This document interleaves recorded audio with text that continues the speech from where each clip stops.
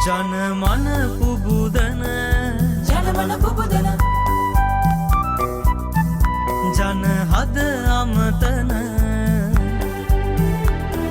ජනසෙත සලසන ජනරාවය ජනසෙත සලසන ජනරාවය.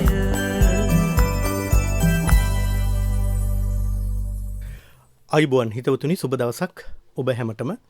අපි අද ජනරාවෙන් ඔබේ මනදුල එහෙම නැත්නම් ඔබේ මනස විවර කරන්නට උත්සාහ කරනවා ජාතිකත්වය සහ අපේකම ඉස්මතු වෙන කතාබහක් සමග. මට මෙහෙම කියද්දී ඇත්තටම මතක් වෙන රට වෙනුවෙන් බොහෝ දෙනෙක් තමන්ගේ යුතුයකම් කොටස ඉෂ්ට සිද්ධ කරන්නට පෙළ ගැහිලා ඉන්න වෙලාවකදී අපි නොහිතන සහ අපි අපේක්ෂා නොකරන අන්දමේ කැපකිරීම කරපු කීප දෙනෙක් මේ ව්‍යායාමය සද්භාවයෙන් යුක්තව රටේ උන්නතියට යොදා ගන්නට උත්සාහ කරනවා. ඒ අතරේ මුලින් කියවෙන නමක් තමයි අපි කවුරුත් ආදරය කරන, ඒ වගේම බොහෝ සෙයින්ම රටේ ගෞරවය ජාත්‍යන්තරයට බොහෝ කාලයක් පටන් ගෙන ගිහින් ඒ ගෞරවය එකසේ රැකගෙන රටේ අභිමානය බවට පත්ව තිබෙන ධාවන ශූරයෙකු මේ කාරණාවට මැදිහත් වීම පිළිබඳව. එය තමයි විශේෂයෙන්ම අපි කතා බහ කළ යුතු වන්නේ. ක්‍රීඩා ක්ෂේත්‍රයේ පමණක් නොව රටේ උන්නතියට, රටේ සංවර්ධනයට, දියුණුවට එදා ඉඳලා මේ දක්වාම තම වාග් ප්‍රහාර නොබියව එල්ල කරපු කෙනෙක් තමයි අද දවසේ අපේ මැදිරියට පැමිණ මේ කතා බහට එකතු වන්නේ. මැදිරියත් එක්කම ආලෝකමත් වෙලා ගියා වගේ අද මට දැනෙන්නේ. මොකද ඒ තරම් පන්නරයක්, ශක්තියක් මට ලබා දෙන්නෙත් මේ වගේ චරිත. ඉතින් මගේ ගෞරවය සහ මගේ අභිමානයට බොහෝ සෙයින්ම මේ චරිතය ලොකු ශක්තියක් වෙලා තිබෙනවා. ඒ පිළිබඳව මා කවදත් එතුමාට මා ස්තුතිවන්ත වෙනවා. මා කතා බහ කරනවා. ඒ ගෞරවය එලෙසින්ම රැකගෙන අපි කටයුතු කරනවා. අද අපේ කතා බහට අපි එක් කරගත්තේ ජාත්‍යන්තර මෝටර් රථ ධාවන ශූරයෙක්. ඔබට මෙහෙම කියන ගමන්ම දන්නවා දැන් මේ අර සිනාමුසු මුහුණින් ඔබ ඉදිරියේ පෙනී හිටින ඊතරම් උසක් මහතක් නැති එදා සිට මේ දක්වාම එකම සිරුරේ හැඩය රැකගෙන ඉන්න ක්‍රීඩකයෙක්. බොහොම දක්ෂ ක්‍රීඩකයෙක්. එතුමා ආසියානු ශූරතාවය කීප වතාවක්ම රටට අරන් දුන්නා මෝටර් රථ ධාවන ශූර ඉතිහාසය තුළ. ඒ වගේම තමයි වර්තමානයේ වන විට මේ ආසියානු ශූරතාවයේ දිනාගනිද්දී ආසියාතිකයින් පමණක් නොවේ ධාවන ශූරයින් හැටියට ධාවන පතයට එකතු වුණේ.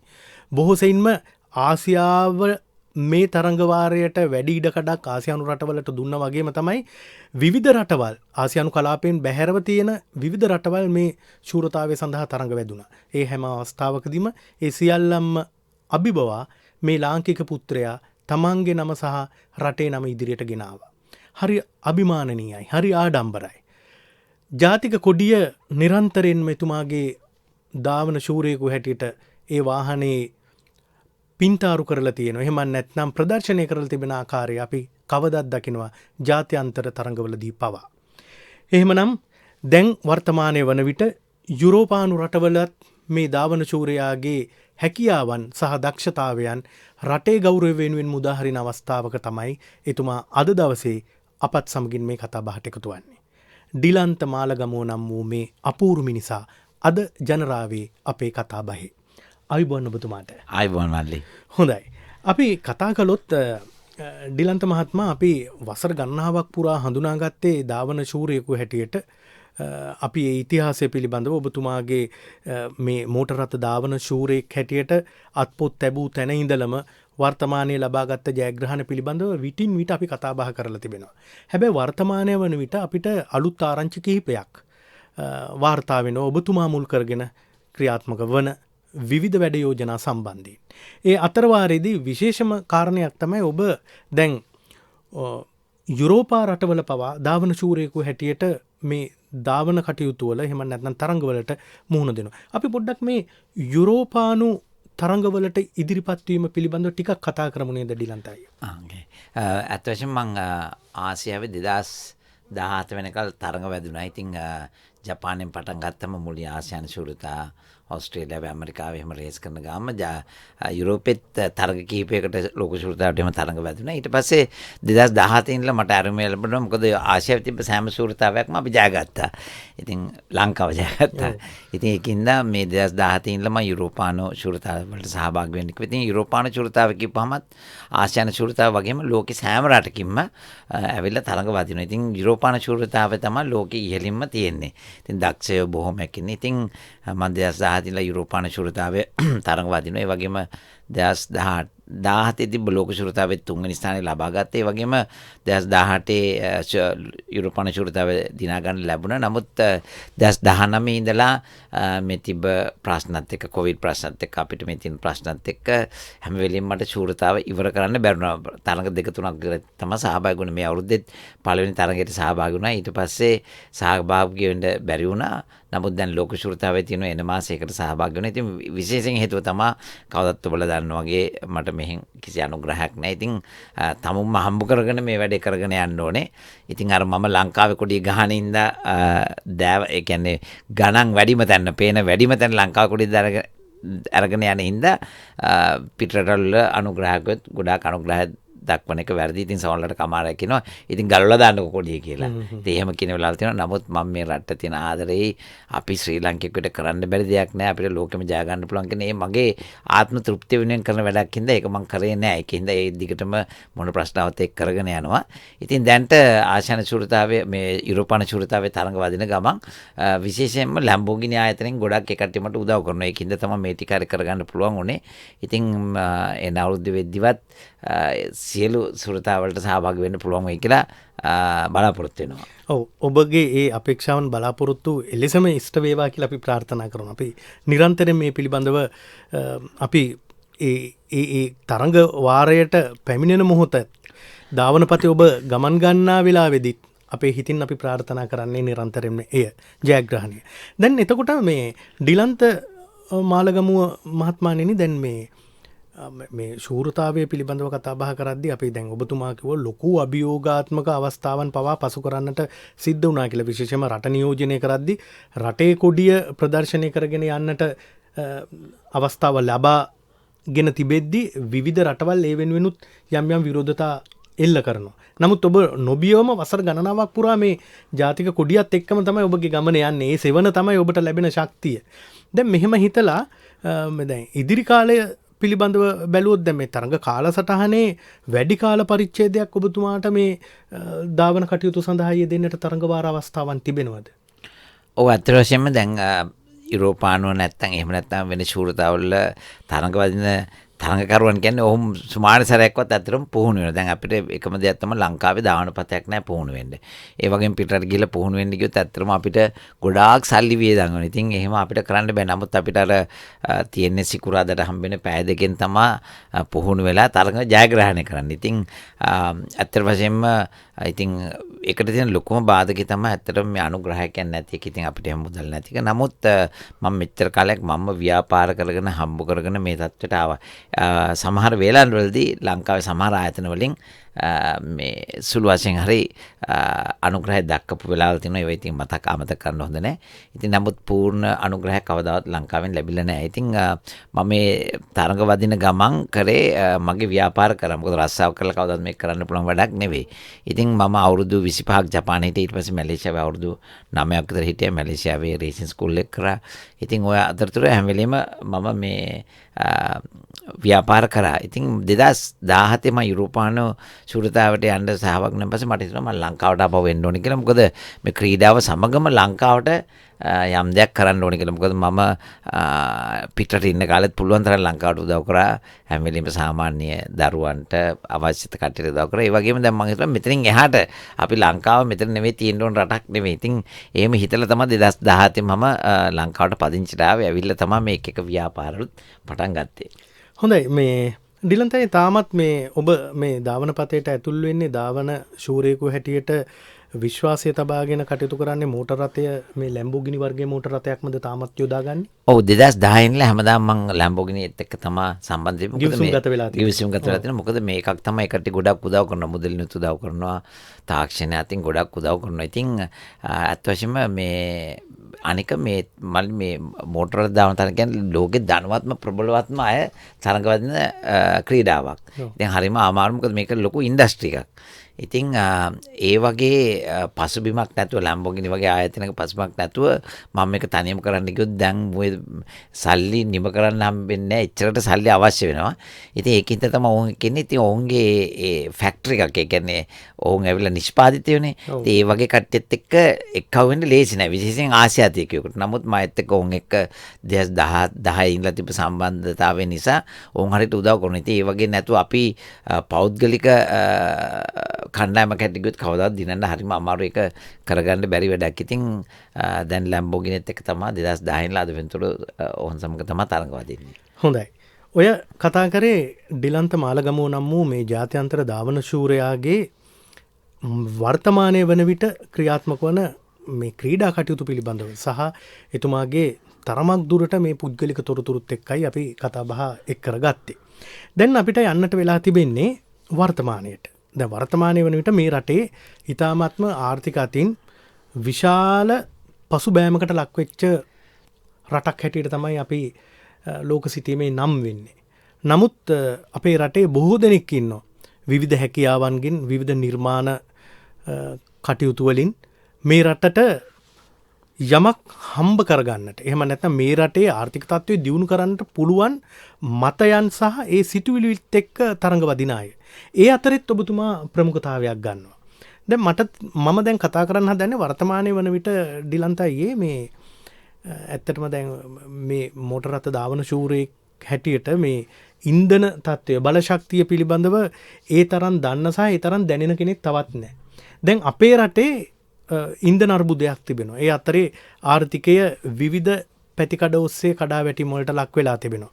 හැබැයි කෙමෙන් මේ තත්ත්වයෙන් අපි ගොඩ ආයුතුව තිබෙනවා. ඒ සඳහා විවිධ වැඩ යෝජනා විවිධ ක්‍රමවේද රජය සහ ඉන් පිටතත් සකස් වෙනවා. අපි ඒ නිසා තමයි ජාත්‍යන්තරේනුත් උදව් උපකාර ඉල්ලන්නේ මේ රටක් හැටියට මේ රට ඉහළට ගේන්න.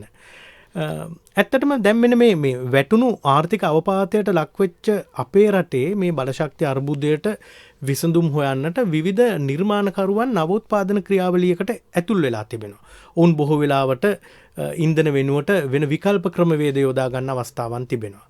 ඒ වගේම තමයි දැන් වර්තමානයේ වෙන විට මේ විදුලි බලයෙන් ක්‍රියාත්මක වන රථ වාහන පිළිබඳව ලොකු අවධානයක් සහ බොහෝ දෙනෙක්ගේ සිත ඒ පැත්තට ගිහිල්ලා තිබෙනවා. මෙන්න මේ තැන බලලා ඒට විසඳුමක් හොයන්න ඔබතුමා අත්පොත් ලැබුවා. අපි ඒ ගැන කතා කරමු.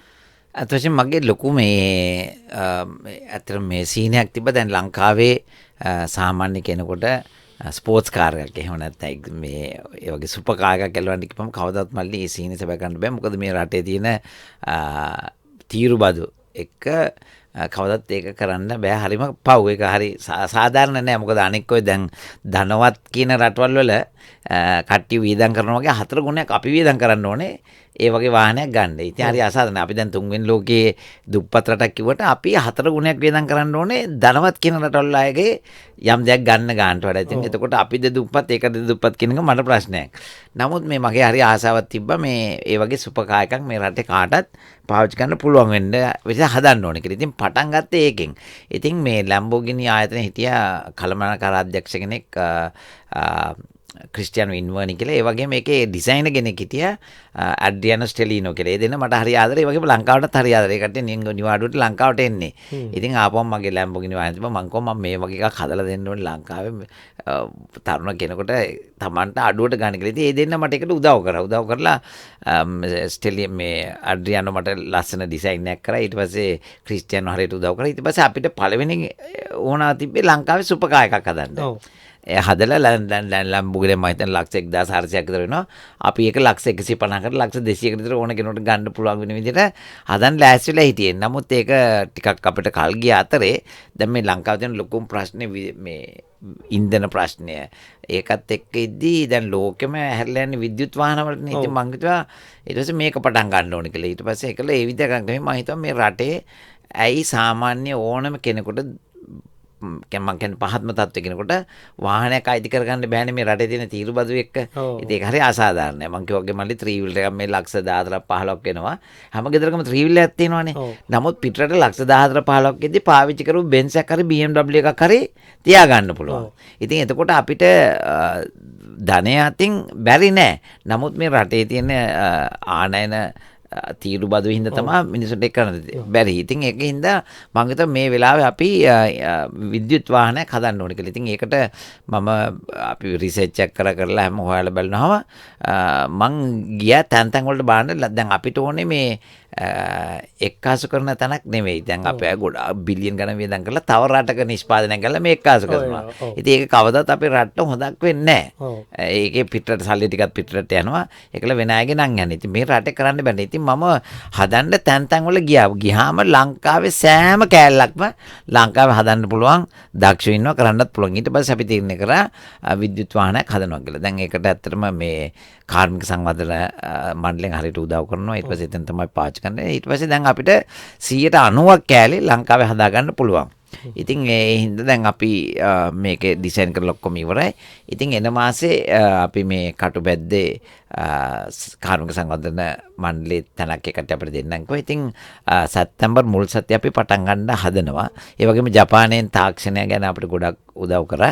හැබැයි මේකේ ඩිසයිනින් මේ සැරේ කරේ අර ස්ටෙලිනෝ නෙවෙයි ලංකාවේ යොමාල් කියලා පොඩි මල්ලි කෙනෙක්. ඉතින් ඩිසයින් එක ඔක්කොම කරලා තියෙන්නේ. ඉතින් අපි මාස 2ක් විතරයි අපිට මේ ප්‍රොටෝටයිප් එක හදන්නේ. ඊට පස්සේ අපි කාලයක් RMV එකෙන් කියනවා මෙච්චර කාලයක් පාර දුවල පෙන්වන්න කියලා වාහනේ විකුණන්න කලින්. එතකොට ඒ ටික කරද්දී අපිට මම හිතනවා ජනවාරි වෙද්දී පාරට දාලා කියන්නේ අපි දැන් පාරට කොහොමද අපි දැන් ප්‍රොටෝටයිප් එක දානවනේ ජනවාරි වෙද්දී අපිට මේ අලෙවි කරන්න පටන් ගන්න පුළුවන්. එතකොට දැන් ඩිලන්ත මාලගමුව නම් වූ මේ ජාත්‍යන්තර ධාවන ශූරයා ඔය කරන්න යන්නේ මේ රටට ගැලපෙන ව්‍යාපෘතියක්. දැන් රටේ මිනිස්සු වසර ගණනාවක් පුරා අපේක්ෂා කරගෙන හිටපු දෙයක් තමයි මේ සැබෑ ලාංකිකයෙක්ගේ ලාංකිකයෙක් හැටියට ඉදිරිපත් කරන ලංකාවේ නිෂ්පාදනයක් තමයි අපිට ලබා ගන්නට පුළුවන්කමක් ලැබෙන්නේ. මම ප්‍රාර්ථනා කරනවා ඒ මුල් ගැනුම් කරුවන් අතර මටත් ඉන්න පුළුවන්කමක් ලැබේවා කියලා.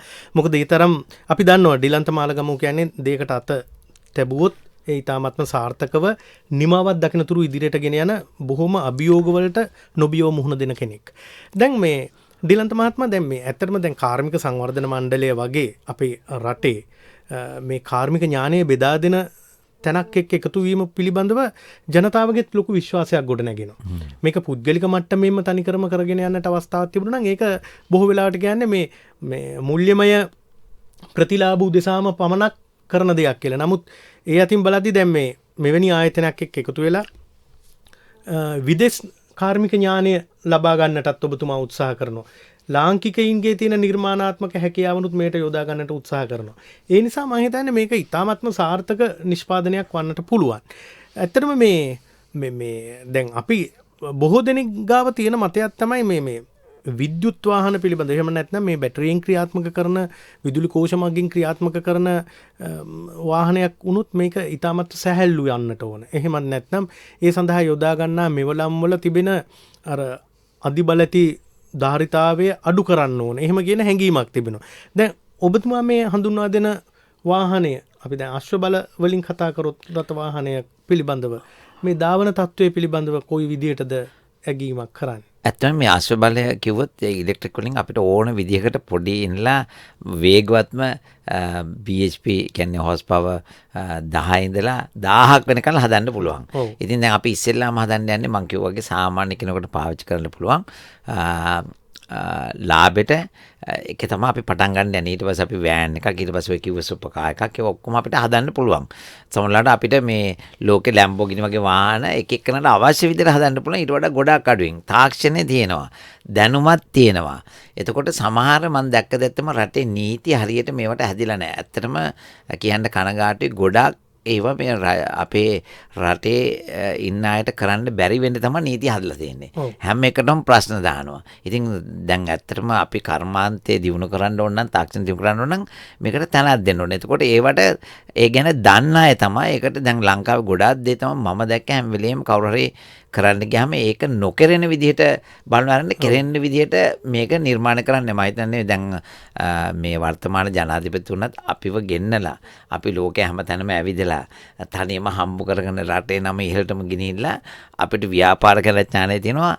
යම් යම් දේවල් ගැන ගොඩක් දැනුම තියෙනවා. ඉතින් මල්ලි මේ දැන් ලංකාවට මම මේ විශ්වාසයෙන් දැන් මට හෙට හරි ඕන රටක මට එහෙ සිටිසන්ෂිප් එක ගන්න පුළුවන්. ඕන රටක ගිහිල්ලා කිසිම කරදරයක් නැතුව ජීවත් වෙන්න පුළුවන්. නමුත් අපි තියෙන හැඟීම තමයි මේ රට එහෙම වැටෙන්න දෙන්න බෑ. මේ රට ඇත්තටම කවුරු මොනවා කිව්වත් දිනු කරනවා නම් අවුරුද්දෙන් දෙකෙන් දිනු කරන්න පුළුවන්. ඉතින් ඒකට මේ නුවණ තියෙන ඥානය තියෙන දැනුම තියෙන ඉගෙනීම පැත්තක දාන්නකෝ ඒ වගේ තියෙන අය ගොඩාක් ඉන්නවා. ඉතින් එකක් තමයි මල්ලි මම දැක්ක ලංකාවේ විශේෂයෙන්ම කනගාටුවට හේතුව තමයි කෙනෙකුට ඒ වගේ කරන කෙනෙකුට ණයක් ගන්න බෑ. බැංකුවකින් උදව් කරන්නේ නැහැ. හැබැයි දැන් මම මෙදා මහජන බැංකුවේ මම ඒ කට්ටියගේ උත්සවයකට ගියාම මම ඔය කතාව කිව්වම ඒ කට්ටිය කිව්වා නෑ අපි එහෙමයි හොයලා උදව් කරනවා කියලා. දැන් ලංකාවේ ණයක් ගන්න ගියොත් මොකද වෙන්නේ? 100ක් ඕන නම් 300ක් තියෙනවා කියලා පෙන්වන්න ඕනේ. ඉතින් එහෙම ණයක් ගන්න ඕනේ නෑනේ. දැන් පිටරටවල දැන් අතට මම ජපානයේ ඇද්දි රුපියල් 4000ක් අරන් ගිය මිනිහෙක්. මට ගියාම ඒ කට්ටිය ඇවිල්ලා බැංකුවෙන් කතා කරලා මට ණය දුන්නා. ඒ කට්ටිය කරන්නේ කෙනෙක්ගේ හැකියාව බලනවා. ක්‍රිඩෙන්ෂල්ස් මෙයාට යම් දෙයක් කරන්න පුළුවන්ද? එතකොට එහෙම අයට උදව් කරන එක රජයෙන් කරන්න ඕනේ. තෝරලා නැතුව මේ මැති අමතරුන්ගේ කට්ටියට නෙවෙයි. ඒ වගේ ඉන්නවා අනන්ත ලංකාවේ මල්ලි මං කිව්වේ මේකේ ඩෑෂ්බෝඩ් එක මීටරක පව ලංකාවේ හදන්න පුළුවන්. අපි ඒක කරලා පෙන්නනවා. දැන් ඔක්කොම කියන්නේ බෑ කියලානේ. ඉතින් එතකොට ඒ වගේ දක්ෂයන්ට අත දෙන්න කවුරුත් නැහැ. දැන් මේ කර්මාන්ත මේ කියන්නේ මේ මොකද්ද අපේ කාර්මික සංවර්ධන මේ මණ්ඩලෙන් ඒ වගේ අය හොයනවා. නමුත් හොයලා විතරක් මදි. මේ කට්ටියට අතහිත දෙන්න ඕනේ. ඉතින් රටේ යම් ගන්න දැන් අපි කොච්චර නාස්ති කරනවද මේ රටේ? එහෙම කෙනෙක් වෙනුවෙන් යම් මුදලක් අයින් කරලා ඔහුට තැනක් දෙන්න ඕනේ. ඊට පස්සේ ඔන්න ලංකාවෙන් එක සැරයක් යන ණයක් කැවෙලා එයා ක්‍රිබ් එකට ගියාම කවදාවත් යට උදව් කරන්නේ නැහැ. මිනිස්සුන්ට මල්ලි ජීවිතේ දෙතුන් සැරේ වරදිනවා. නමුත් ගොඩේ ණය ඉන්නවා. මුළු ජීවිත කාලෙම අමාරුලා අන්තිමට දැන් අපේ ජනාධිපතිතුමා බලන්නකෝ. කී සැරයක් බැලලා දැන් එයා ජනාධිපති වුණේ අවුරුදු 70ක් විතර වෙලා නේද?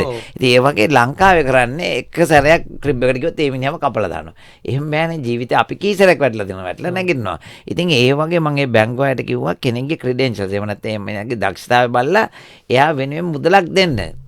එහෙම දුන්න නම් මේ රට මේ කාර්මික අතින් මල්ලි ගොඩාක් කේරට ගිහිල්ලා. ඉතින් වැඩේ ඔක තමයි තියෙන කෙනාටම දෙනවා මිසක් අර යමක් හදන්න පුළුවන් අහිංසක දරුවෝ දැන් මට ගොඩාක් හම්බෙන්නේ. දැන් මම ඒකට උදව් කරනවා. ඒකට අපිට කෑලි හදලා දෙනවා.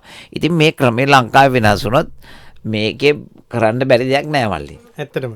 දැන් වසර ගණනාවක් ඔබ ජපානයේ ජීවත් වෙච්ච කෙනෙක් හැටියට මම අහලා තියෙනවා ජපානයේත් සෑම නිවසකම මෝටර රථයකට අවශ්‍ය උපාංග නිර්මාණය කරන තැන් තිබෙනවා කියලා. ඒ කියන්නේ මේ ඒකේ අවශ්‍ය සුළු උපකරණේ ඉඳලා මේ ෆැක්ටරි ලෙවල් එකට යනකම්ම යම් දේවල් නිෂ්පාදනය කිරීම හැකියාව තිබෙනවා. මේ තාක්ෂණය අප සතුව තිබෙනවා. දැනුම තිබෙනවා. තාක්ෂණය ඇතුණත් දැනුම අපිට තිබෙනවා. නමුත් ඒට අර අතහිත දීමේ තිබෙන අඩුපාඩුව තමයි ඒක තමයි ලොකුම ප්‍රශ්නය. ඔව්. දැන් ඒ වගේම දැන් ඔබතුමා කියපු අර මේ බැංකුවෙන් උදව් කරන්නට මැදිහත් වෙනක වෙනත් රටවල් වල මම හිතන්නේ එහෙම තියෙනවා. කණ්ඩායමක් හැටියට ඒ බැංකුවෙන් ණයගත්ත ණය අරගෙන දියුණු වෙච්ච අය ගෙන්නනවා තව කෙනෙකුට ණයක් දෙන අවස්ථාවකදී. ඔහුව මේ දිරිමත් කරන්න සම්මුඛ සාකච්ඡාවකට ලක් කරලා ඒ දියුණු වෙච්ච කෙනා අහන ඔබ කරන්න බලාපොරොත්තු වෙන දේ මොකද්ද? ඒකට මොන වගේ උදව්වක්ද අපෙන් ඕන? එහෙම කියලා මේ කණ්ඩායමක් හැටියට තමයි වටුරැල වගේ ඔක්කොම එකට එකතු වෙලා තමයි ගමන් කරන්න උත්සාහ කරන්නේ. නමුත් කුමද්ද හේතුවක් තිබුණා අපේ අර ලාංකික කියන හැඟීමත් එක්ක කෙනෙක් දියුණු වෙනවට සහ කැමති නැහැ. විශේෂයෙන් තියෙන අය කැමතිම නැහැ. තව කෙනෙක් අතර කියන්නේ මේ රට දියුණු වෙන්න ඕන නම් යටි පල්ලෙහාමයි දියුණු වෙන්න ඕනේ. ඒ කියන්නේ මල්ලි පළවෙනිම මේ රටේ ගොවියන්ව ඔහුන්ට ගොවි ණයක් දීලා දැන් ගොවියෙකුට බලන්න හදිසියෙම ණයක් ගන්න පුළුවන් රුපියල් 5000ක් ගන්න පුළුවන්ද බෑ. එතකොට ඒ කට්ටිය කරන්නේ පොලියට ගිහිල්ලා ලොකු පොලියකට ණයක් ගන්නවා. ඊළඟට ඒ කට්ටියගේ මේ ඵලදාව ඔක්කොම මේ ණයකාරයා පොලිකාරය අරන් යනවා. ඉතින් ඒක තමයි නැගිටින්න බැරි. ඉතින් දැන් අපි මේ මැද පන්තිය ලොකු පන්තිය නෙමෙයි ඉස්සෙල්ලාම පටන් ගන්න ඕනේ මේ ගොවියන්ට. ඇත්තටම මල්ලි මං හම්බ කරොත් මං කරන්නේ නැහැ අපි ගොවියන්ට මේ ණය දෙන්න ක්‍රමයක් හදනවා. එතකොට ඒ කියන්නේ ගොවියෝ කියන්නේ මල්ලි හරි අහිංසකයි. ලෝකේ කොහෙත් ගත්තොත් ඒකට හොඳ පේ මාස්ටර්ස්ලා. ඒ කියන්නේ ගොවියෝ කියන්නේ හරි අහිංසකයි. ගත්තොත් ණයක් දෙනවා. ණය දෙන්න බැරි නම් තමයි කෘමිනාශක බීලා මැරෙන්නේ. ඉතින් මේ රටේ මෙච්චර අපේ තනිතරම මම හිතන්නේ 175 කර තියෙනවානේ. අපි දැන් ඉඳන් වටේ දැන් මං ඊයේ පෙරේද දුර යනකොට මම බලනවා කොච්චරනම් ඉඩම් මල්ලේ නිකන් තියනවද මිනිස්සුන්ට. ඉතින් ඒකින්ද දැන් අපේ එකට ලක්ෂයක් විතර හරි 10-15000ක් හරි දීලා ඕන්ට වගාව කරන්න එක දැන් මම ඇත්තටම මල්ලි මගේ වත්තක් තිබ්බ අප්පච්චිගෙන් හම්බෙච්ච මම ඒක අත්තරලා තිබ්බේ. දැන් මම වගාවත් පටන් ගත්තා මේ ආසිය අරගෙන. දැන් හරීම ඒක කරගෙන යද්දී හරීම හිතට සුවයක් දැනෙන. ඉතින් මම සුමානසලක් ගිහලා වත්තේ ගිහලා දැන් ලස්සනට ඒක වවනවා. ඒකත් ඇත්තටම මල්ලි මේ ලංකාවටම පේන්න ලස්සන තැනක් කරනවා. ඉතින් ඒක කරද්දී මට තේරෙනවා ඉතින් අපි මේ ගොවියන්ව තමයි ඉස්සෙල්ලාම හදන්න ඕනේ. ඕන්ට පෝර ටික දීලා ඔහුන්ට මේ යම් මුදලක් කාගෙවත් ණයක් නොගෙන ගොවිතැන කරන්න හදලා දුන්නොත් මේ රට ශාස්ත්‍රීයයි. ඉතින් ඒ වගේම තමයි මම කිව්වගේ කර්මාන්තය. මේ පොඩි දරුවෝ හිතන් ඉන්නවා මල්ලි හොඳට වැඩ පුළුවන්. හැබැයි තැනක් නැහැ.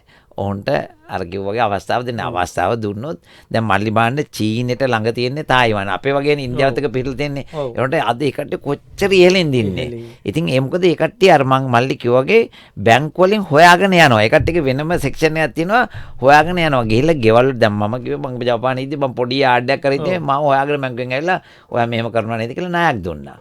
කිසිම ගැරන්ටියක් නැහැ. ඉතින් එහෙම පුළුවන් වුණා කරන්න. ඉතින් ලංකාවෙත් ඒ වගේ හොයලා ඒ කට්ටිය වෙනුවෙන් මේ අපරාධයට වියදම් කරන සල්ලි වලින් ඒ කට්ටියට තන දුන්නොත් මල්ලි මේ සියලු දේ ලංකාවේ හදන්න පුළුවන්. ඔව්. ඇත්තටම දැන් ඔබතුමා ලබා ගනිපු අත්දැකීම් සහ ජාත්‍යන්තරයත් එක්ක ගනුදෙනු කිරීමේදී ලබා ගනිපු ඒ දැනුමත් එක්ක මේ රටේ අයට යමක් කළ හැකි කියන ලොකු විශ්වාසයකින් තමයි මේ කර්මාන්තයට අත්පොත් තබන්නේ.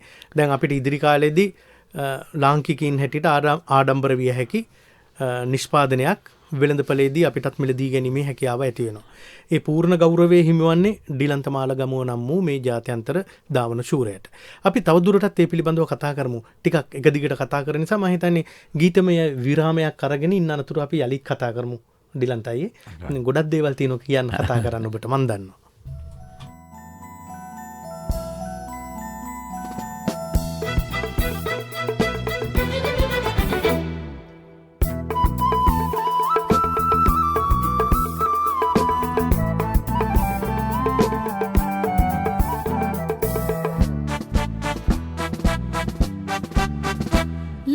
පුලව තරම් පය සිඳින තැනක් ලක් අමර තරම් සඳ දකින තැනක්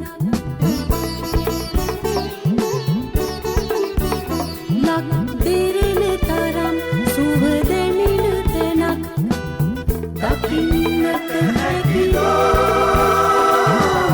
ලෝවේ කොතනක ලෝවේ කොතනක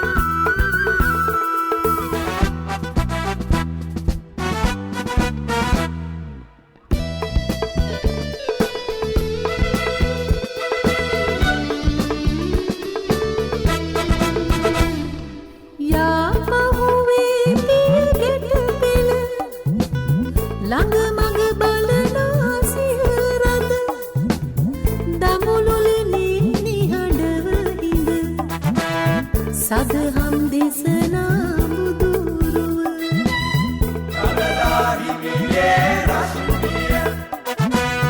දැයවෙත පානා මහිමය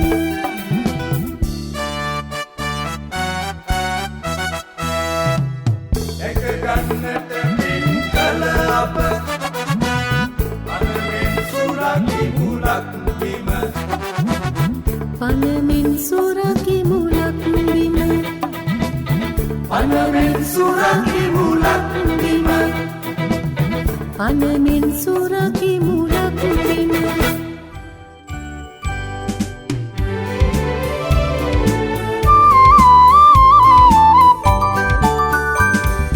රන් රසවන් මියුරු සරින් බසරකිනා සරුවදනින්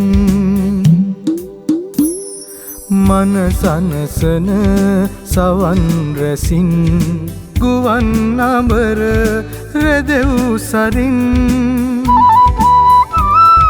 ස්වදේශීය සේවයයි ස්වදේශීය සේවයයි ස්වදේශීය සේවයයි ස්වදේශීය සේවයයි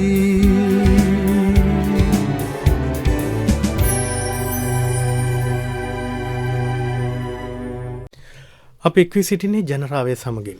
අද ජනරාවයට අප එක්කරගත්තේ ජාත්‍යන්තර මෝටර් රථ ධාවන ශූර ඩිලන්ත මාලගමෝ මහතා. එතුමා අපි සම්බන්ධ කරගන්නේ විශේෂයෙන්ම අද මේ කතාබහේ විශේෂත්වය තිබෙන්නේ එතුමාගේ මේ ක්‍රීඩා කෞශල්‍ය පිළිබඳවවත් එතුමා ලබා ගන්නපු ජයග්‍රහණ පිළිබඳවවත් කතාබහ කරන්නට නොවේ. ඒ සියල්ලම ලබා ගන්නපු ඩිලන්ත මාලගමෝ නම් වූ මේ අපූර්ව මිනිසාගේ නවෝත්පාදන ක්‍රියාවලිය පිළිබඳව කතා කරන්න. බොහෝ වෙලාවට මේ රටේ ඉන්ධන ප්‍රශ්නයට විසඳුම් හොයද්දී අපි අර ඩිලන්ත මාලගමුව දැන් ඩිලන්ත අයියා කිව්වා වගේ කුඩා දරුවෝ බොහෝ දෙනෙක් ඉන්නෝ පේටන්ට් බලපත්‍ර වලට හිමිකම් කියන. මම දැන් ඊයේ දැක්ක පුංචි දරුවෙක් හදලා තිබෙනවා මේ පේටන්ට් බලපත්‍ර දෙකක හිමිකරුවෙක්. ඉතින් බොහොම ජාත්‍යන්තරයේ පවා ඇගීමකට ලක් වෙච්ච දරුවෝ. දැන් ඒ වගේ අයට මේ රටේ තිබෙන ඉඩ පිළිබඳව ප්‍රශ්නයක් තිබෙනවා. දැන් ඔය ඉන්ධන සොයා ගැනීම සම්බන්ධයෙන් කතා කරපු ඒ තරුණයාත් පහුගිය කාල සීමාවේ ඔහුත් කියන මේක මේ රටට කරලා තේරුමක් නැහැ, වැඩක් නැහැ කියලා. හැබැයි මේ හැම දෙයක්ම හොයා සපයාගෙන නිර්මාණය කරගෙන ජාතියට පූජා කරන්නට ආසන්න තැනකදී පුදුමාකාර බිඳ වැටීමකට හෝ කලකිරීමකට ලක්වන මේ හැම කෙනෙක්ම අපි කතා කරපු බොහෝ දෙනෙක් තුලම තිබෙන්නේ ඒ කලකිරීම, කඩා වැටීම. දැන් මේ ගීතය යන අතරවාරදී ඔබතුමත් මාත් මේ කතා කරපු දේ තුල කොයිතරම් අපේ හිතවල පළපදියම් වෙච්ච මේ පසුගාමී චින්තනය පිළිබඳව අපි දකින විදිය කොච්චර අපි ඒ විනාඩි ගානට කතා කරාද. මේ පසුගාමී චින්තනය දෙන්නෙත් මේ ලාංකිකයන් අප අතරින් ඉන්න අපේම මිනිස්සු. එතකොට අර උනන්දුවත් සහ අපිට තිබෙන බලාපොරොත්තු කඩා බිඳ දමන්න එක වචනකින් පුළුවන්. දැන් ඇත්තටම මේ වගේ වැඩක් කරගෙන යද්දී දැන් වර්තමාන වෙන විට දැන් ඔබතුමාට ආශිර්වාද කරන පිරිස බොහෝ සෙයින්ම වැඩි වන්නට පුළුවන්. දැන් මේ අලුත් වැඩක් නේ කරන්න යන්නේ ලාංකිකයෙක් හැටියට. හැබැයි අර අපි කියපු ලාංකිකයෝ එක්කෙනෙක් දෙන්නෙක් මේකට කකුලෙන් අදින පිරිස ඔය අතර ඉන්න පුළුවන්. හැබැයි ඒවට රිජුවම මුහුණ දෙමින් ගසා දමා නැගිටින ශක්තිය තමයි අපිට ඕන වෙන්නේ ඩිලන්ත අයියා. දැන් ඒ දේ කොහොමද දැන් ඔබතුමාට තියෙන්නේ මේ අභියෝගාත්මක තත්වයන්ට මුහුණ දුන්නු කෙනෙක් හැටියට. දැන් එහෙම අභියෝගයක් ඇති වෙයිද මේ මෝටර් රථ කටයුත්ත ආරම්භ කරාම, මේ මෝටර් රථ නිෂ්පාදනය ආරම්භ කරාම එහෙම දෙයක් ඇති වෙයිද? එහෙමුණොත් අර මම හිතන විදියට පසුගාමී මානසිකත්වයෙන් සිටින අය ඔබගේ කකුලෙන් අදීද? එහෙමුණොත් දමල ගහලා මේක අත්තරිනවද? මොකද හිතන්නේ ගැ? මොන මල්ලි කිසිම දෙයක් අතාරන කෙනෙක් නෙමෙයි. මල්ලි දන්නවනේ අවුරුදු 36ක් තිස්සේ අන්තර්ජාතිකව තරග වදිනවා. බොහොම දුක් විඳ. ඒ කියන්නේ මල්ලි අපිට අනුග්‍රහ හම්බුන්නේ නැහැ. නමුත් ඒ කියලා ලෝකේ කවුරුත් කරන්නේ නැති දෙයක් තමන්ගේ රටේ කොඩිය ගහන ලෝකෙම අපි දින්න. ඉතින් අනන්ත දුක් විඳ මල්ලි. ඒව ගැන ඉතින් වචන වලින් කියලා වැඩක් නැහැ. නමුත් එහෙම කරනකොට ආශිර්වාදිකුත් තියෙනවා. අර මගේ කාර් එකේ මං ගහලා තියෙනවනේ මගේ ප්‍රධාන අනුග්‍රහය නිහතමානී ශ්‍රී ලංකිකයෝ කියලා. ඔය ඔක්කොම ජරා මිනිස්සු ඉන්නේ 105ක් දැක්. හැබැයි ඊටු ඔය ඔක්කොම හරි හොඳ. මට ඒ ලැබුණු ආශිර්වාද වලින් තමයි මල්ලි මට ලෝකේ ජය ගන්න හම්බුනේ. නමුත් මේ දේදිත් මං දන්නවා කච්චර කවුරු කකුලෙන් ඇද්දත් මොනවා කරත් මට ආශිර්වාදිත එක මේ වැඩේ කරන්න පුළුවන්. එකක් තමයි මගේ හැකියාවක් තියෙනවා, උනන්දුව තියෙනවා, කැපකිරීම තියෙනවා, විශ්ව ශක්තිය මම විශ්වාස කරනවා. ඒ ඔක්කොමත් එක්ක මට මේ වැඩේ කරන්න පුළුවන්. ඒකම තියෙන අපිට ඉතින් මේ ආර්ථික වශයෙන් හරි අමාරුයි. ඉතින් මේ වගේ දේවල් පටන් ගද්දී පංකෝ එකේ හරි අමාරුයි. නමුත් ඉතින් අමාරුවෙන් හරි කොහොම හරි කරගෙන යනවා. මම නම් මේක අතාරින්නේ නැහැ මල්ලි. ජනවාරි වෙද්දී කොහොම හරි පාරේ අපේ සාමාන්‍ය කෙනෙකුට මේ වාහනේ අරගෙන යන්න පුළුවන් වෙනවා. ඒක වෙනවා. ඒක කරනවාමයි. බොහොම හොඳයි, බොහොම හොඳයි. ඒ කියන්නේ දැන් ඉලක්කය හරි. ඉලක්කය මෙන්න මේ කාල සීමාව තුළ වාහනයකින් යන්නට ලාංකිකයින්ට අවස්ථාවක් දෙනවයි කියන එක ඔබතුමා උදා කර දෙනවා කියන විශ්වාසය තිබෙනවා. දැන් මේ සඳහා යොදා ගන්නා මේ අමුද්‍රව්‍ය පිළිබඳව දැන් අපි දන්නවා ඉස්සර ලංකාවේ ඉන්දියාවෙන් එෂොක් ලේලන් බස් රථය ගෙන්නනකොට ටයර් ගෙන ගියේ ලංකාවේ කැලණි ටයර්. මේ ඒ කැලණි ටයර් වලින් තමයි රථය ගියේ. දැන් ඒ වගේ දැන් මේ ලංකාවෙම නිෂ්පාදනය කරන අමතර කොටස් එහෙම දැන් මේකට අවශ්‍ය වෙන දේවල් ලංකාවෙම නිෂ්පාදනය කරනවා කියලා ඔබ කිව්වා. ඔව්. අත් වශයෙන් මල්ලි දැන් වාහනයක අමාරුම දේ තමයි චැසිය හදන එක. ඒක දැන් තාන්ත්‍රික කියලා මල්ලි අහලා ඇති. අතුල හපුතන්ත්‍රි මහත්තයා එයා හරියට උදව් කරනවා අපිට. ඉතින් එයාට චැසිය එක හදන්න පුළුවන්. ඒතකොට ටයර් මල්ලි ලංකාව හදන ටයර් තියෙනවා. එතකොට මල්ලි පොඩි දේවල් වගේ තියෙනවා. ඒ කියන්නේ දැන් වාහනයක ෂොක් ඇබ්සෝවර් එකක් ගත්තොත් මල්ලි ඒක අපි අලුතෙන් හදන්න ගියොත් අපිට කවදාවත් ඒ මුල්‍ය මුදල ඒකට වියදම් කරපු මැෂින් වලට අපිට හරියන්නේ නැහැ. නමුත් අනෙක් හැම දෙයක්ම මෙහි තියෙනවා මල්ලි කවුරුත් විශ්වාස අපි ඒකට ඩොකියුමන්ටරි එකක් කරන්න අපි කාර් එක ඇතුලේ උරුනාම පොඩි තැන්වල මිනිස්සු හදන දේවල්. ඉතින් ඒකෙන් මල්ලි ඔක්කොම කරන්න බලලා 90ක් 95ක් අපේ රටේ හදන්න පුළුවන්. දැන් ওই මෝටර් එක කියනවනේ. දැන් මෝටර් එකකින් නෙදුවන්නේ. දැන් මෝටරෙත් අපිට ජිනසේන බ්‍රදර්ස් ඒ කට්ටිය අපිට හදලා දෙන්නම් කිව්වා. ඉතින් ඒකත් කරන්න පුළුවන්. එකම ප්‍රශ්නේ තියෙන්නේ මල්ලි දැනට තියෙන ප්‍රශ්නේ තමයි බැටරි එක. බැටරිය තමයි අපිට අවශ්‍යම. ඉතින් බැටරිය අපි ලිතියම් බැටරියක් තමයි ඉස්සෙල්ලා පිට රටින් ගෙන්නන්න හදන්නේ. නමුත් මේ ලංකාවේ තියෙන ග්‍රැෆයිට් නෑ වලින් හදන ග්‍රැෆීන් කියලා එකක්. ඒ ග්‍රැෆීන් වලින් තමයි මල්ලි හොඳම බැටරි හදන්න පුළුවන්. ඉතින් ඒ ලංකාවේ තියෙනවා. හැබැයි අපිට තාක්ෂණය තව නැහැ හදාගන්න. නමුත් කට්ටියක් කියනවා දැන් නම් කියන්න බෑ. ඒ කට්ටිය මේක කරගෙන යනවා. ඒ කට්ටිය මම හිතනවා මාස 6ක් විතර ඇද්දි අපිට ග්‍රැෆීන් බැටරියක් දෙන්න පුළුවන්. එතකොට ওই ලිතියම් බැටරි එකෙන් තුනෙන් එකක් කුඩා ප්‍රමාණයකට ඒ වගේ දෙගුණයක් වගේ යන්න පුළුවන් දෙයක් ලංකාව හදන්න පුළුවන්. ඉතින් මම කියන්නේ හිතනවා රජයෙන් ඒ වගේ තැන් වලට එන්න කියලා අපි වගේ මිනිස්සුන්ට එන්න කියලා කතා කරලා අතහිත දෙන්න ඕනේ. දැන් ওই ග්‍රැෆීන් වගේ දෙයකින් මල්ලි පටන් ගත්තොත් ලෝකේ හොඳම ග්‍රැෆයිට් තියෙන ලංකාවේ 99.7ක් තියෙනවා. ඒකේ ග්‍රැෆීන් වල මේ අවශ්‍ය දේ දැන් වෙන රටවල ලෝක 50%ක්වත් නැහැ. ඉතින් ඒ වගේ කට්ටියව ගෙන්නලා රජෙන් කියන්නේ බැටරි එක හදන්න. මොකද ග්‍රැෆීන් බැටරි එකම හැදුවොත් මේ රටේ අපිට බිලියන් ගාණක් අපේ ණය ගෙවන්න පුළුවන් දේවල් තමයි ඕවා. ඉතින් ඒ වගේ මේ අමුද්‍රව්‍ය ගොඩාක් ලංකාවේ තියෙනවානේ. දැන් ওই රූ ටයිල් ගත්තොත් ඒ වගේම පුළුවන් ටයිටේනියම් හදන්න. ඒ වගේ කොහොම මේ රටේ තියෙනවා. දැන් ඔය මම දැක්කද දෑල කියන තැන්වල එහෙම මල්ලි මේ යපස් යකඩන් වල ඔක්කොම පිරීලා තියෙනවා. හැබැයි කරන්නේ හැම වෙලේම ණය උදේ ඉඳලා අපි අවුරුද්දම මොකද්ද කරන්නේ රජෙන් ණය ගන්න ඒවට පත්‍රිකා හදනවා. ණය ගන්න ක්‍රමේ. හැබැයි මේ අපි මේ තීර දෙන් ගොඩ එන්න කවදාවත් හිතන්නේ නැහැ. අපි ණය ගන්න ඕන රටක් නෙමෙයි. මෙවෙන් ගොඩාවක්. එතකොට දැන් වර්තමාන ජනාධිපතිතුමාට තියෙන්නේ අපි වගේ කට්ටිය ගෙනල්ලා තව ඔය මං කිය ග්‍රැෆීන් හදන කට්ටිය ගෙනල්ලා ඒකට අතහිත දෙන්න. ඒවට තියෙන ඔය බාධක තියෙනවනේ රෙගුලාසි මල්ලි ඒවා අයින් කරන්න. හරියට මේ කතා කරලා ඒවා කියලා ඇදලා බෑ. එදාට තීරණ ගන්න ඕනේ. මම හිතනවා ඒක කරයි කියලා. ඉතින් ඒ වගේ දේවල් කරොත් මල්ලි මේ අපිට මේ රට මම ඇයි මේ විශ්වාසයෙන් මේ රටේ ජීවත් වෙන්නේ? මට විශ්වාසය තියෙනවා මම රේස් දින්න වගේ මම හිතනවා මේ ගමන යන්න පුළුවන්. මේ රට කොට දාන්න පුළුවන්. ඉතින් ඒකට අවශ්‍ය හොඳ මිනිස්සු ගසා ගන්න නැති හොර නැති මිනිස්සු ටික එකට එක්කව කරා නම් මේ රට කොට දාන්න ඕන තරම් දේවල් මේ රටේම තියෙනවා. ඔව්. ඇත්තටම මේ මමත් අහලා තිබෙනවා දැන් ඔය උතුරු නැගෙනහිර මේ මුහුදු සීමාවේ බොහෝ වෙලාවට මේ ඔය ගුවන් යානා නිෂ්පාදනය කිරීමට අවශ්‍ය ලෝහය ටයිටේනියම් ඔය ඒ වගේ යොදා ගන්න ලෝහ වර්ග වලට අවශ්‍ය ඔක්කොම තියෙනවා මේ අමුද්‍රව්‍ය සපයා ගන්න පුළුවන් සම්පත් අපිට තිබෙනවා. මේක වෙලා ඒකට හේතුව මල්ලි උනේ දැන් පිටට ඉස්සර අපේ ඔය ලංකා ඛනිජ මොකද කියන්නේ මිනරල් සෑන්ඩ්ස් වගේ තියෙනවා. ඒ වගේ තිබ්බා. ඒ වගේ අමුද්‍රව්‍ය පිට ඒව කරේ ලංකාවේ කරේ මල්ලි ඒව අමුද්‍රව්‍ය පිටින්ම ඇරියා. හිතන්නකෝ අපි ඩොලර් 1000 ටොන් එකක් ගුණද්දී ඒ මිනිස්සු ඒක ගිහලා ඒක රිෆයින් කරලා අපිටම 30000 40000ට විකුණනවා. ඉතින් මල්ලි දැන් ඔය ඉන්දුනීසියාවෙත් මම බලලා හිටියේ දැන් ඒ කට්ටිය කිසිම දෙයක් අමුද්‍රව්‍ය පිට කරන්න දෙන්නේ නැහැ. ඒක රිෆයින් කරන්න ඕන. කාට හරි ඕන. දැන් මල්ලි අපේ රටේ තියෙන ඒවා තියෙනවා ලෝකෙ කොහෙවත් නැහැ. එතකොට ඒකට අපිට ඕනමයි. කියන්නේ එන්න ලංකාවේ ඔය කට ආයෝජනය කරන්න ලංකාවෙම මේක රිෆයින් කරන්න. එතකොට මල්ලි ඒ එන ආදායම අපිට එන විදේශී විනිමයත් තමයි මේ රට ඇති. ඉතින් මල්ලි කිව්වගේ ඔය ඔක්කොම තියෙනවා. ඇයි මේ ගැන කවුරුත් බලන්නේ? මැනික් බලන්න. දැන් මල්ලි මැනික් ලංකාවේ තියෙන හොඳ මැනික් ටික තියෙන ලංකාවේ.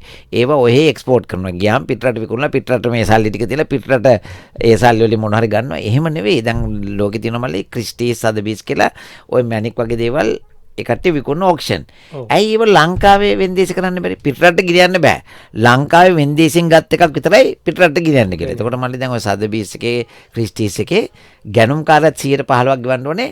විකුණුම් කාර්යත් 115ක් ගෙවන්න ඕනේ. අපි ඒක 110ක් කරලා 120ක් ගත්තොත් මේ මල්ලි දැන් අපිට ඕකට මේ බදු නැතුව තමයි ඔය මැනික් ගල් ඔක්කොම පිටරට යන්නේ. ගියා මල්ලි ඒවා 0.5ද කොහෙද ගෙවන්නේ? ඒකත් ඒකට හිතුමන්දට. ඊට පස්සේ මල්ලි වික්කාම ඒ සල්ලි හම්බෙන්නේ පිටරටින්. ඕව ලංකාවට ගේන්නේ අපේ ලංකාවෙන් හම්බ කරපු දේවල් වලින් පිටරට ඒකට කරනවානේ පිටරට ආයෝජනය කරනවා.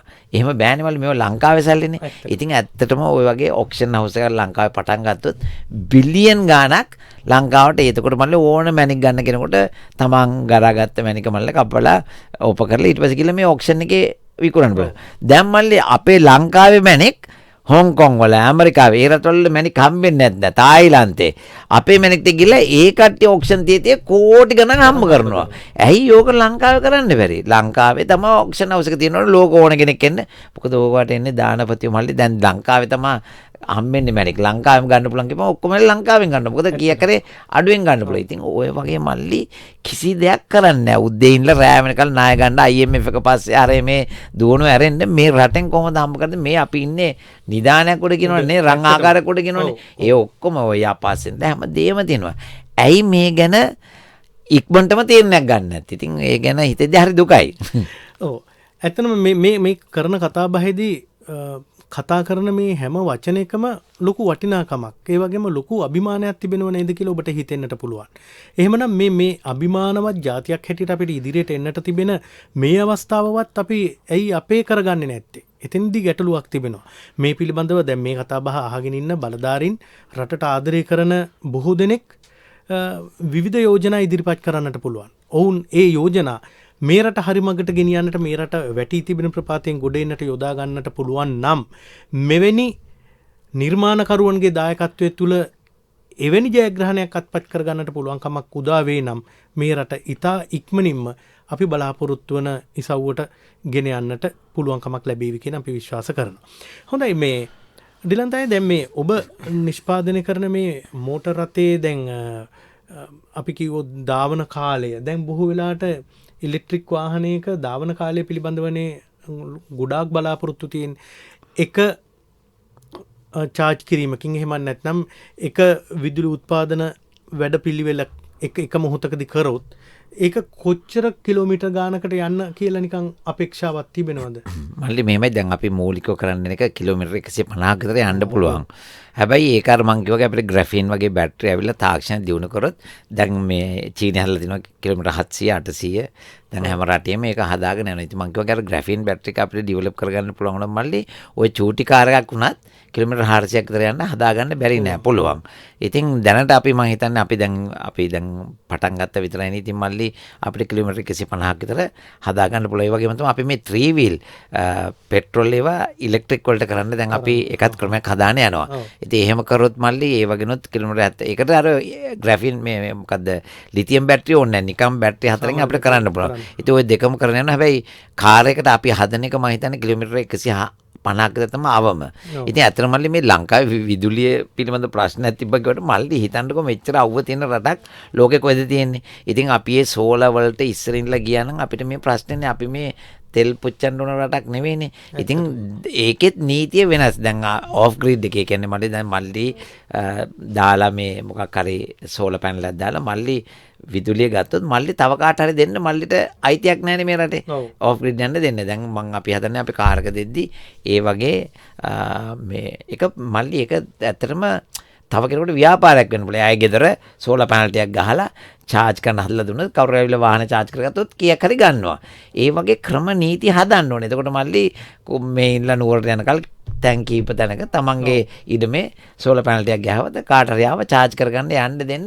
ඒ වගේ ඒ කට්ටියට ඇත්තම සබ්සිඩයිස් කරනවා. ඒ කට්ටියට මේ මොකද්ද මේ ආදායම් බදු නැතුව දැන් අපි නිදහස් කරන්න ඕනේ. ඒ කට්ටියට වෙන රටවල ඒක ඒ කට්ටිය උද්‍යෝගිමත් කරනවා මේ වගේ දේවල් කරන්න කියලා. අපේ මෙච්චර අවුව තිබිලා පැය 20 කොච්චර ගතන කොච්චර අවුව තියෙද්දි ඒ වගේ දේවල් කරන්නේ. හැමදාම වැරදි මාර්ගයෙන් මේ පෙට්‍රෝල් ගැන මල්ලි හිතන්න කොළඹ වාහන ටික මල්ලි අයිඩල් කරනවා. ඒ කියන්නේ එක තැන තියෙන වෙලාවට බිලියන් ගානක පෙට්‍රෝල් පිච්චෙනවා. ඉතින් ඕවා අපි කොළඹ නම් එහෙමනම් කියනවනේ කොළඹ දෙන්නේ විද්‍යුත් වාහන විතරයි කියන්නේ. මේ හරිය දුවන්න දෙන්නේ විද්‍යුත් වාහන විතරයි.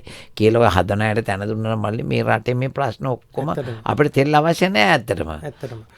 සහ මේ පරිසර පද්ධතිය වුණත් ආරක්ෂා වෙනවනේ. ඔව් zero emission නේ මල්ලි. ඔව්. ඒ කියන්නේ දැන් ජපානයේ චීනය වගේ රටවල් දැන් ඒ විදුලි උත්පාදනයෙන් දුවන වාහන රථවාහන නිර්මාණය කරලා උන් බොහෝ වෙලාවට අපේක්ෂා කරන්නේ පරිසර පද්ධතිය රැක ගන්න.